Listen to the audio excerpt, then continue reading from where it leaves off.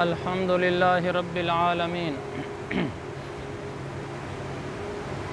والعاقبة للمتقين والصلاة والسلام على رسوله الكريم أما بعد فأعوذ بالله من الشيطان الرجيم بسم الله الرحمن الرحيم قل إن كنتم تحبون الله فاتبعوني يحببكم الله ويغفر لكم ذنوبكم والله غفور رحيم صدق الله العظيم وقال رسول الله صلى الله عليه وسلم والله لا يدخل الإيمان قلب رجل حتى يحبهم ويحب أهل بيتي لله ولقرابتهم مني أو كما قال النبي صلى الله تبارك وتعالى عليه وسلم۔ میرے محترم بھائیوں، بزرگوں اور دوستوں، اللہ تبارک و تعالیٰ نے ہمیں کامل و مکمل دین عطا فرمایا ہے جو ہماری دنیا کی بھی کامیابی کا ضامن ہے اور آخرت کی کامیابی کا بھی ضامن ہے۔ اس دین کے اندر اللہ تعالیٰ نے وہ سب کچھ بیان فرما دیا، اپنے پاک نبی کے ذریعے سے ہمیں بتا دیا جس کی اس زمانے میں یا کسی زمانے میں کسی انسان کو کبھی بھی ضرورت ہو۔ ایسا دین عقل سے بنایا نہیں جا سکتا کہ حضور صلی اللہ علیہ وسلم کے زمانے سے لے کر قیامت تک جس زمانے میں جو انسان آئے گا اس کی جو ضرورت ہوگی، جو مسئلہ ہوگا، سب کا حل اسی دین میں موجود ہوگا۔ عجب بات ہے کہ دین صرف 23 سال بیان ہوا۔ 40 سال کی عمر تھی، آپ نے نبوت کا اعلان کیا اور دین بیان کرنا شروع کیا۔ 63 سال کی عمر میں آپ چلے گئے اور 23 سال میں وہ کچھ بیان کر دیا جو 23 صدیوں تک کے لیے بھی کافی ہے، قیامت تک کے لیے کافی ہے۔ تو اللہ تعالیٰ نے اپنے مکمل دین کو ہمارے پاس بھیجا۔ اللہ کے نبی نے اس کے سارے پہلو ہمارے آگے اجاگر کیے۔ اس کا ایک پہلو ہے عقائد کا، اور اس میں سے ایک پہلو ہے اہل بیت سے محبت کا، جو میں نے پچھلے جمعے سے شروع کیا ہوا ہے کہ ہمارے دلوں میں اہل بیت کی محبت ہو، اہل بیت سے ہمارا ایک تعلق ہو،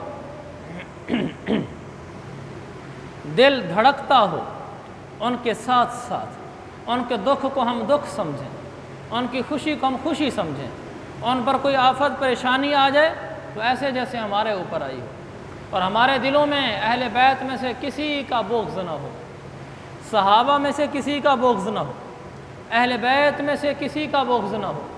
تو اہل بیت کو اللہ تعالیٰ نے بہت اونچا مقام عطا فرمایا ہے۔ اس سے بڑی کیا بات ہے کہ وہ میرے پاک نبی کے گھر کے افراد ہیں، میرے نبی کے گھرانے کے لوگ ہیں۔ یہ اس سے بڑا تو کوئی جملہ نہیں کہا جا سکتا۔ ہم جب کسی آدمی کو بڑا سمجھتے ہیں دینی لحاظ سے یا دنیاوی لحاظ سے، جی فلاں وزیر ہے یا فلاں بہت بڑا عالم ہے، اگر میں پتہ چل جائے کہ یہ آدمی اس کا بیٹا ہے اور یہ اس کی بیٹی ہے تو دلوں میں خود بخود اس کے بارے میں عظمت اور محبت کے جذبات آ جاتے ہیں خود بخود۔ تو آدمی اگر بیٹھا ہو تو کسی بڑے آدمی کا بیٹا آئے اور اس کو پتہ نہ ہو یہ اس کا بیٹا ہے تو بیٹھا رہتا ہے، کوئی بتا دے جی فلاں کا بیٹا تو ایک دم اٹھ جاتا ہے، کہتا ہے جی ہاں بیٹھیں۔ یہ تبدیلی کیوں آئی ہے؟ اس لیے کہ اس کو اگلے کا مقام پتہ چلا ہے۔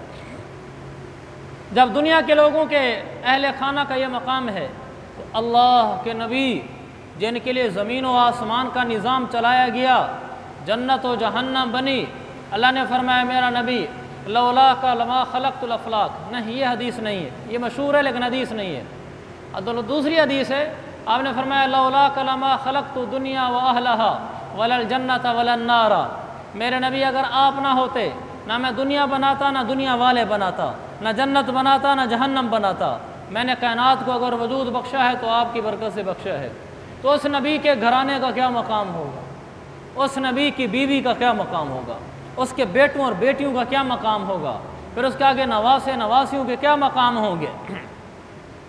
اس لیے اللہ کے نبی صلی اللہ علیہ وسلم غصے ہوئے ان لوگوں کے اوپر جو اللہ کے نبی کے اہل خانہ آپ کے گھر والوں کے عزت احترام نہ کریں۔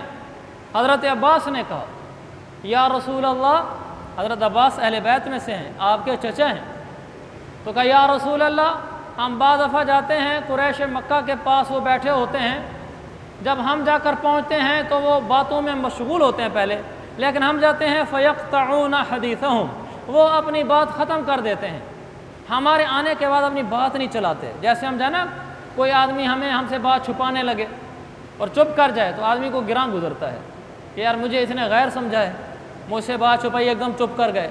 تو حضرت عباس کو یہ گراں گزرا، انہوں نے کر اللہ کے نبی کو بتایا کہ یا رسول اللہ ایسے ایسے بعض قریش ہمارے ساتھ کرتے ہیں۔ حدیث میں جب آپ نے سنا احمر وجہہ، آپ کا چہرہ سرخ ہو گیا۔ پھر آپ نے فرمایا ما بال اقوام یتحدثون، لوگوں کو کیا ہو گیا ہے، وہ باتیں کر رہے ہوتے ہیں، جب میرے اہل بیت میں سے کوئی وہاں جاتا ہے تو اپنی بات ختم کر دیتے ہیں۔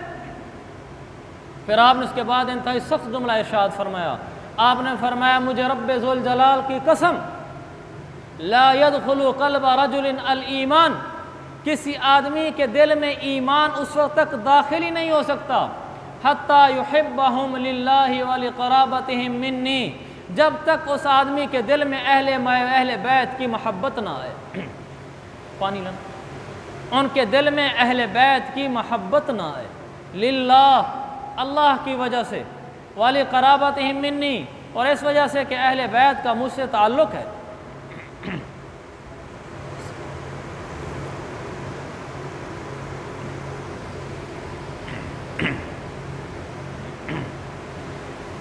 تو میرے عزیز بھائیوں، اہل بیت سے محبت کیے بغیر ایمان ناقص ہے، اہل بیت سے محبت کیے بغیر آپ کا ایمان گویا مقبول نہیں ہے۔ اور کس لیے محبت کرنی ہے؟ للہ، اللہ کی وجہ سے کہ اللہ نے ہمیں ایک عظیم نبی دیا اور اس نبی کا یہ پاک گھرانہ ہے۔ پھر وَلِقَرَابَتِهِ مِنِّي، میرے آقا نے فرمایا میرے رشتہ دار ہیں، میرے گھر کے لوگ ہیں، آپ ان سے محبت نہیں کر سکتے۔ تو حضور پاک صلی اللہ علیہ وسلم کے حدیث مبارکہ سے ہمیں اہل بیت سے محبت کرنے کا درس ملا۔ صرف یہی نہیں، جب آپ واپس آ رہے تھے آپ نے زندگی میں ایک ہی حج کیا، قربان جاؤں، ایسی شریعت ہے ہماری، عقل دنگ ہے۔ میرا نبی چاہتا، مدینہ میں رہتے تھے آپ، مکہ دور نہیں تھا، لاکھ سے زیادہ جانثاران موجود تھے، سفر میں ایک ایک پل پہ آپ کو راہ دینے کے لیے تیار تھے، آپ ہر سال حج کر لیتے؟ آپ نے نہیں کیا۔ اس لیے نہیں کیا، اگر ہر سال حج کروں گا تو امت پر فرض نہ ہو جائے، میری امت کے مالدار ساری زندگی حج نہیں کر سکیں گے، سارے تو مدینہ میں نہیں رہتے ہوں گے، مدینہ میں رہنے والے بھی سارے ہر سال نہیں کر سکیں گے۔ تو آپ نے ایک دفعہ کیا۔ ایسے اپنے تراویح بھی 23 کی رات اب تشریف لائے، تراویح پڑھائی 1/3 تک، یعنی آپ عشاء کی نماز کے ٹائم آئے اور 1/3 رات تک اب تراویح پڑھاتے رہے۔ دوسری رات آپ تشریف لائے تو 2/3 تک، تیسری رات پھر لمبی۔ تو پہلی رات ہم نے 23 رمضان کو تراویح پڑھائی، پھر 25 کو پڑھائی، پھر 27 کو پڑھائی، پھر نہیں پڑھے۔ تو صحابہ انتظار میں رہے، آگے جو آنی تھی رات اس میں کہ آپ تشریف لائیں گے، آپ نہیں آئے، آپ صبح کے وقت تشریف لائے۔ آپ نے فرمایا میں اس لیے نہیں آیا، خشیت ان تفرض علیکم، مجھے خیال ہوا کہ میرے مسلسل پڑھنے سے کہیں تم لوگوں پر فرض نہ ہو جائے کہ نبی نے تو زندگی میں کبھی چھوڑی نہیں، ہم کیسے چھوڑیں، لہذا میں نے اس کو سنت بنا دیا، فرض نہیں بننے دیا۔ چنانچہ بیمار ہو تو نہ پڑھے، مسافر ہو تو نہ پڑھے، کوئی عذر ہو تو نہ پڑھے، فرض نماز میں تو گنجائش نہیں ہے۔ تو اس لیے میرا نبی عظیم ہستی تھی، ہمارا دین عظیم دین ہے، اس زمانے کو دیکھ کر دین نہیں بنایا گیا، قیامت تک آنے والے زمانوں کو دیکھ کر دین بنایا گیا ہے۔ تو آپ صلی اللہ علیہ وسلم حج سے واپس آ رہے تھے، تو اس سے پیچھے بات یہ ہے کہ اللہ کے نبی صلی اللہ علیہ وسلم نے حضرت علی کو بھیجا ہوا تھا یمن میں، وہاں سے وہ واپس آئے، کچھ مال ساتھ لائے، وہاں جو ملا تو اس میں حضرت علی نے اس میں سے ایک باندی اپنے لیے رکھ لی۔ تو بعض مسلمانوں کو معلوم ہوا کہ انہوں نے ایک باندی اپنے لیے رکھ لی ہے، تو ان کے دلوں میں کوئی میل آیا حضرت علی کے بارے میں۔ تو آپ صلی اللہ علیہ وسلم نے وہیں حج کے موقع پر ہی جن صحابہ کے دل میں کچھ ایسی بات آ گئی تھی کہ علی رضی اللہ عنہ نے ایسے کیوں کیا ہے، تو آپ نے اس کو صاف کر دیا۔ لیکن جب آپ واپس مدینہ آ رہے تھے تو راستے میں لوگوں کے درمیان باتیں چل رہی تھیں کہ حضرت علی رضی اللہ عنہ نے ایسا کیا، حضرت علی رضی اللہ عنہ نے ایسا کیا۔ تو پھر راستے میں ایک کنواں تھا، تو وہاں پر آپ نے چشمہ تھا، ایک چشمہ تھا، وہاں پر پڑاؤ ڈالا، اس چشمے کا نام خم تھا، اور تالاب تھا، تالاب کو عربی میں غدیر کہتے ہیں۔ تو وہاں آپ نے پڑاؤ ڈالا، تو خم جگہ کا نام ہے اور تالاب کو غدیر کہتے ہیں، اس لیے غدیر خم کے نام سے ایک بڑا مشہور لفظ ہے۔ تو آپ نے غدیر خم پر وہاں پڑاؤ ڈالا، قافلہ ٹھہرایا، چونکہ پانی کا انتظام تھا، تو آپ نے وہاں خطبہ دیا۔ تو چونکہ حضرت علی کے بارے میں لوگوں کے دلوں میں باتیں آ رہی تھیں، تو آپ نے اس موقع پر فرمایا من کنت مولاہ فعلی مولاہ، جس کا میں دوست ہوں علی بھی اس کا دوست ہے۔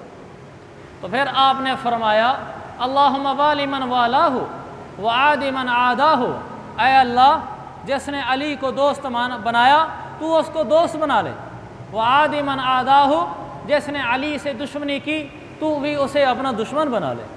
آپ نے حضرت علی کی شان بیان کی، پھر آپ نے اہل بیت کی شان بیان کی۔ آپ نے فرمایا 3 دفعہ فرمایا اذکرکم اللہ فی اہل بیتی، اذکرکم اللہ فی اہل بیتی، اذکرکم اللہ فی اہل بیتی۔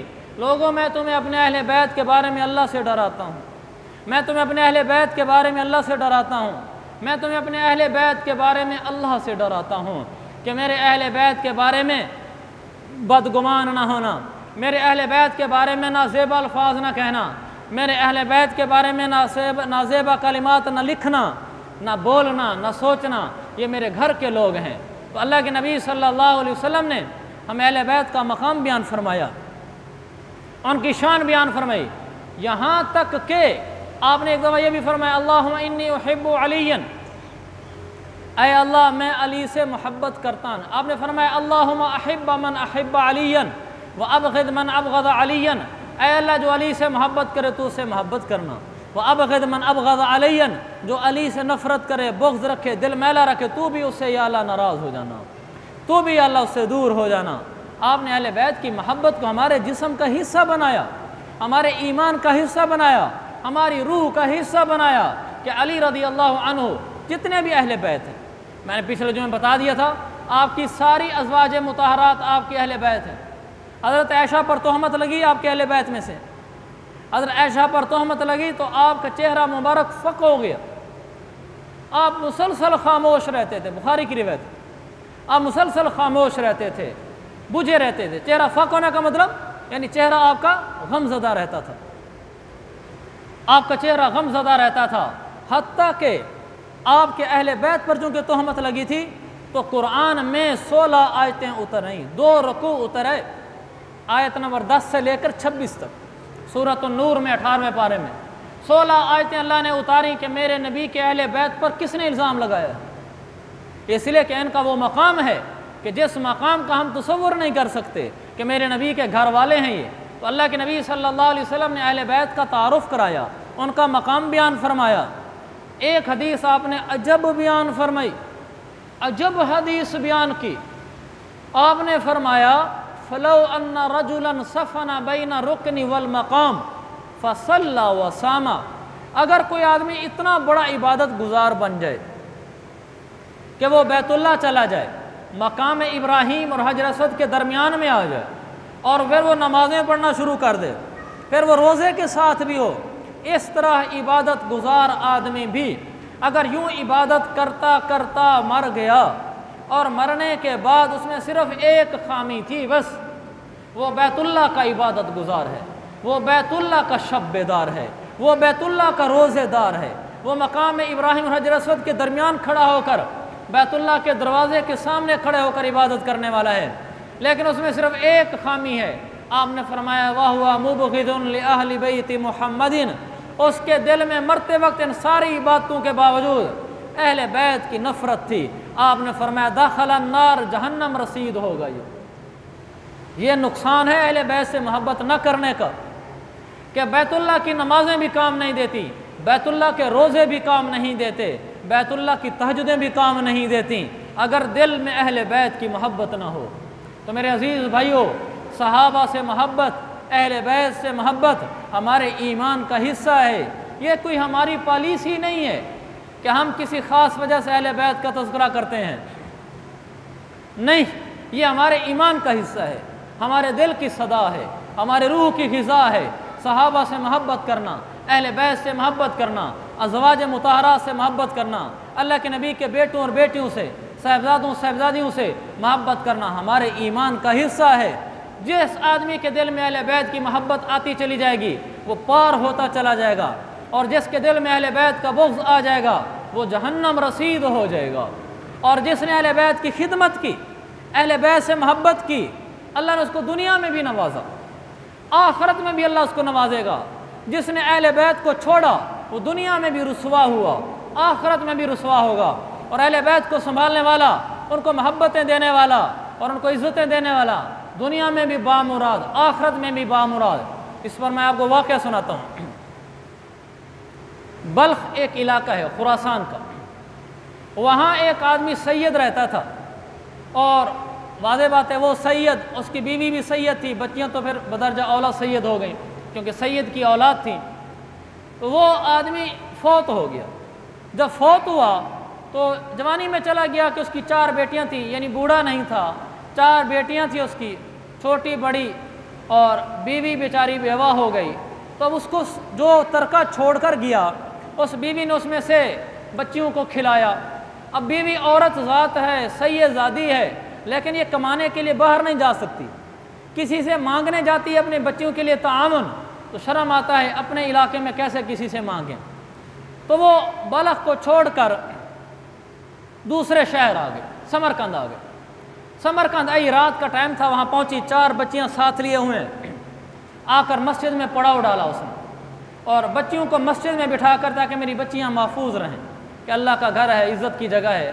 خود باہر نکل گئی، وہی کہ رات کا ٹائم ہے، رات کو جا کر کسی سے تعاون مدد مانگو تاکہ عزت نفس بھی مجروح نہ ہو، لوگ کہیں گے دوسروں سے مانگتی ہے، اور میری بچیاں ہیں ان کی بھی عزت محفوظ رہے، گھر بیٹھے ان کو روٹی مل جائے۔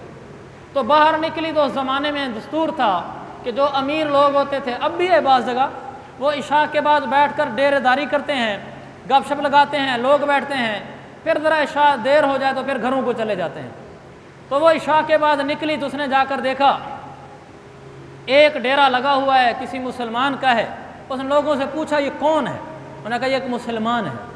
تو وہ اس کے پاس گئی، کہا جی ایک بات کرنی ہے۔ اس نے کہا جی، کہا میں سید زادی ہوں، بلخ سے آئی ہوں، میرا یہاں کوئی نہیں ہے، پردیسی ہوں، غریب ہوں، بچیوں کا باپ فوت ہو گیا ہے، مجھے ٹھکانہ بھی چاہیے، کھانا بھی چاہیے۔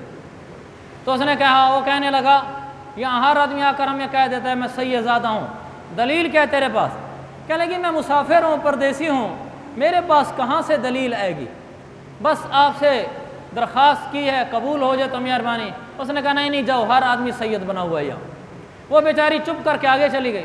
آگے گئی تو ایک اور ڈیرا لگا ہوا ہے، ابن جوزی نے واقعہ لکھا ہے۔ آگے گئی تو ایک اور ڈیرا لگا ہوا ہے، اس نے کس سے پوچھا یہ کون ہے؟ انہوں نے کہا جی یہ مجوسی ہے، یعنی آگ پرست ہے، کافر ہے۔ تو وہ کسی سے بات کر کے اس کے قریب پہنچی، اس مجوسی کے پاس، اس کو جا کر کہا کہ میں سید زادی ہوں، چونکہ وہ مسلمانوں کے علاقے میں مجوسی رہتا تھا، سید کا لفظ تو وہ بھی جانتا تھا، تو ان کے مسلمانوں کے نبی کی جو اولاد نسل ہے ان کو یہ سید کہتے ہیں۔ کہنے لگے سید زادی ہوں، پردیسی ہوں، بلخ سے آئی ہوں، یہاں میرا کوئی نہیں ہے، ٹھکانہ بھی چاہیے، میری بیٹیاں ہیں، اور کھانا بھی چاہیے، میرے پاس کچھ نہیں۔ اس نے کہا مرحبا۔ اس نے اپنے بندے بھیجے، کہا جاؤ ان بچیوں کو سیدھا میرے گھر لے آؤ، کسی مہمان خانے میں ٹھہرانے کی ضرورت نہیں ہے جو مسافروں کے لیے بنے ہوئے ہیں۔ ان کو اپنے گھر بلوا لیا، گھر کا مہمان بنایا بچیوں کو۔ رات ہو گئی تھی، سو گئے، وہ مسلمان بھی سو گیا سردار، یہ مجوسی سردار بھی سو گیا۔ رات کو خواب میں دیکھا مسلمان سردار نے کہ جنت میں جا رہا ہے، ایک عالی شان محل ہے، اللہ کے نبی وہاں کھڑے ہوئے ہیں۔ تو یہ پوچھتے اللہ کے نبی سے یا رسول اللہ یہ محل کس کو ملے گا؟ تو اللہ کے نبی نے فرمایا لرجل مسلم موحد، کوئی بھی مسلمان توحید پرست ہو یہ اس کو ملے گا۔ تو کہنے لگا یا رسول اللہ انا رجل مسلم موحد، میں بھی مسلمان توحید پرست ہوں، مجھے دے دیں۔ آپ نے فرمایا اقم عندی البینہ، گواہ لے کر آ مسلمان ہونے کے۔ بس رنگ اڑ گئے۔ آپ نے فرمایا جب میری بیٹی آئی تھی تو نے گواہ مانگے تھے، تو میرے پاس اپنے اسلام کے گواہ لا۔ آنکھ کھل گئی، ہوش اڑ گئے۔ صبح ہوتے ہی بھاگا، نوکروں کو بھگایا، کہا پتہ کرو جو رات مسافر خاتون تھی وہ کس کے پاس ہے۔ ڈھونڈتے ڈھونڈتے پتہ چل گیا کہ فلاں کافر کے گھر میں ہے۔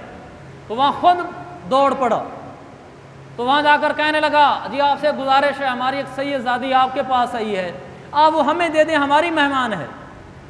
اس نے بڑی اچھی بات کی، اس نے کہا کہ جناب یہ سودے بن دیکھے ہوتے ہیں، دیکھ کر نہیں ہوا کرتے۔